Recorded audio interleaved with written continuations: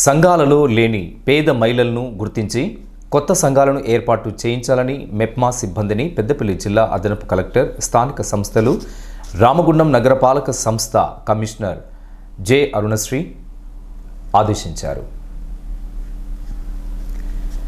నగరపాలక సంస్థ కార్యాలయంలో మంగళవారం ధనశ్రీ, పట్టణ సమాఖ్య ప్రతినిధులు, ఆర్పీలతో సమావేశం నిర్వహించారు. ఈ సందర్భంగా ఆమె మాట్లాడుతూ కొత్త స్వశక్తి సంఘాల ఏర్పాటుకు అత్యంత ప్రాధాన్యత ఇవ్వాలని ముఖ్యమంత్రి ఆదేశాలు జారీ చేశారని అన్నారు. అలాగే అర్హత లేని సభ్యులను, పనిచేయని సంఘాలను గుర్తించి తొలగించాలని అన్నారు.